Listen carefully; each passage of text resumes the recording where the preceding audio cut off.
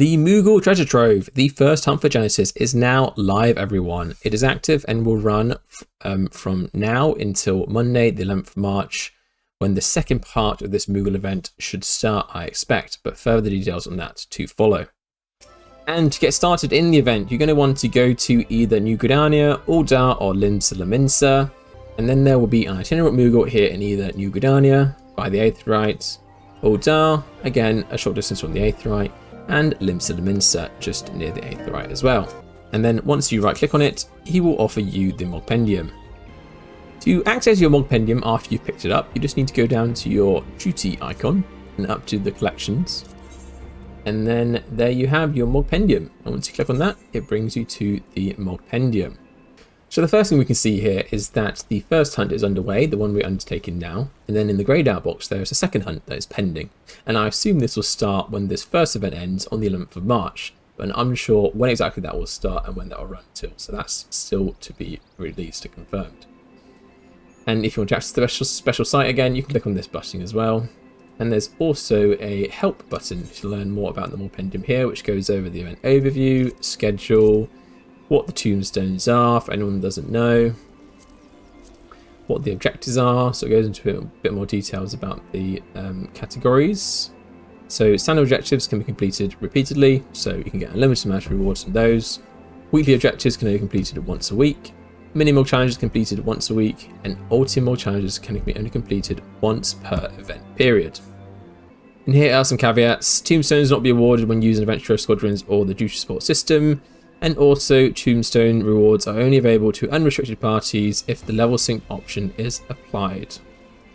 So first up are the standard objectives, and here we can see there are several dungeons you can complete to get tombstones. It will show the rewards on the right. You can even open the duty finder from here, which will take you to the dungeon itself. So we have the Sunken Temple of Quan, which is a level 35 dungeon. We have Cutter's Cry, a level 38 dungeon. Zamel Darkhold, however you pronounce it, a level 44 dungeon. Castrum Meridianum is the level 15 dungeon as part of the main story quest, I believe. And the Praetorium is the second part of the main story quest dungeon, a level 50 dungeon again. These do offer slightly more tombstones, in this one given 4 and the Praetorium given 7, but I believe there are some unskippable cutscenes in there, so that's probably why they offer more, because they do take longer. And then we have the Stone Vigil, a level 50 dungeon, which awards 4 tombstones, and Satasha Hard, a level 50 dungeon, which awards 4 tombstones again. And then if we scroll a bit further down, we have the trials. So we've got the Porta Ducumana, which is a level 50 trial, offering 3 tombstones. And then we've got Containment Bay S1T7, a level 60 trial, offering 2 tombstones. Containment Bay P1T6, another level 60 trial, offering 2 tombstones. And Containment Bay Z1T9, another level 60 trial, offering 2 tombstones as well. So not that much, but the trials shouldn't take that long either. And then we come down to the Alliance raids, and the Labyrinth of the Ancients, Circus Tower, and the World of Darkness are all level 50 raids as part of A Realm Reborn, and they all offer 3 tombstones. And then we have the normal raids, which offer just 2 tombstones, and for this event it's the level 80 series of raids, the Shadowbringers series of raids, which will offer these. I can only see 2 here because I've only unlocked 2, and I'm pretty sure that the rest of these are just the rest of the raids in that series, because there's 10 remaining ones here, so I've just unlocked 2, so I think that makes sense.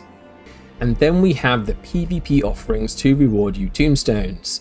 These 4, the Borderlands Ruins, Seal Rock, Field of Glory, and Onsai Hakaya, are the Frontlines PvP modes, which offer 3 to 5 depending if you win or lose. If you win, you get 5, and if you lose, you get 3. It's interesting to know that the Borderlands Ruins actually still shows here, because this has been unable to be played for quite a while, as they have been making revisions to it to keep it in line with the new PvP updates, and hasn't been playable for quite a while now. And of course we have Hidden Gorge, which is the Rival Wings map, where you battle mechs and try and take down the enemy's base, and this is offering 3 to 5 tombstones. And normally with these events there will be groups advertised on the party finder that they're constantly queuing for Hidden Gorge to try and earn tombstones, in fact. So with these events, it's actually a good time to participate in the Hidden Gorge event, because normally it's quite hard to get a queue to pop, and you can earn some achievements from this as well. And then we have the Gate Rewards, which is a new offering for how to get tombstones this event. And gates are special events that spawn in the gold saucer every 20 minutes, and there's a few different ones that can spawn, and these would normally give you gold saucer points, MGP. But now also they offer, they will give you tombstones for the duration of the event. And here we can see an extra tab which actually shows how much tombstones you get per each gate. So for Cliffhanger, you can get 1 to 3, Air Force 1, 1 to 4, Leap of Faith, 1 to 4, Any Way the Wind Blows, 1 to 8, and The Slice is Right, 1 to 10. Okay, wow. Any of these gates actually only take a couple of minutes, so this is by far the most effective way to get tombstones. It's just that they only spawn every 20 minutes, so you can't exactly spam it, but you can just hang around the gold saucer or just plan to go there on the 20-minute intervals, just see which event spawns and try and win your tombstones. And then we also have a new offering, which is ocean fishing. This occurs every 2 hours from Limsa Laminsa. And this will reward 5 tombstones, providing you get at least 1,200 points, which I don't think is too difficult. So those are the standard objectives, and then we have the weekly objectives. Unfortunately, my weekly objective is to complete one of the raids in the Shadowbringers Trial series, but it's one I haven't unlocked, so it's just question mark, question mark, question mark, which I think is a bit silly. But it does award 20 tombstones, so it would be worth to do it, as it normally just awards 2 tombstones from being a standard objective. And just to note, these objectives can only be assigned once per week, and each player will be assigned their own objective. Okay, so it is random which one you get. It's just unfortunate I got one I haven't unlocked yet. And to note that from the weekly Minimog and Ultimog Challenges, you do need to claim the tombstones from the Mogpendium, whereas the standard objectives will automatically be claimed when you complete the duty as outlined here. And then we go into the Minimog Challenges. Similar to the weekly challenges, these can only be completed once per week, and you can choose one of the 2 objectives listed here, and you will need to claim the rewards here.